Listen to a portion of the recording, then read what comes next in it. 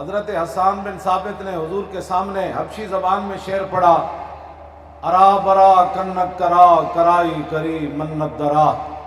اس کا ترجمہ حضرت حسان نے اس طرح فرمایا کہ اذا المکارم فی آفاقنا اذا ذکرت وفینا بک یضرب المثل۔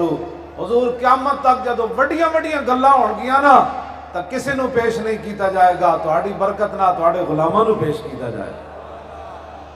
بس تساں ہی پیش ہونا ہے۔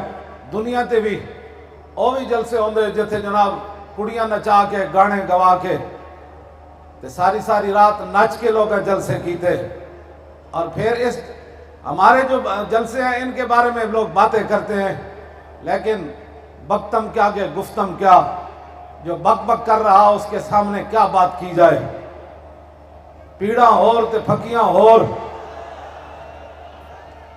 اب پوری دنیا میں لبیک یا رسول اللہ کا نعرہ گونجا، اور پوری دنیا سے مسلمان یہاں آئے ہوئے اور دور دراز ممالک سے، پاکستان کے اندر سے جن قربانیوں کی وجہ سے یہ کانفرنس ہوئی، اگر میں ان کا تذکرہ کروں تو وہ بہت لمبی ہو جائے گی۔ میں کہوں پھر کے گلی گلی تباہ اور ٹھوکریں سب کی کھائے کیوں، عقل جو دل کو دے خدا پھر تیری گلی سے جائے کیوں۔ لبیک یا رسول اللہ لبیک، لبیک لبیک یا رسول اللہ لبیک۔ بھائی میں نعرے تو لگنے ہیں، مینار پاکستان کی طرف آپ دیکھ رہے ہیں کیسا جھنڈا لگا ہے، بس یہی مقصد تھا اور کوئی مقصد نہیں۔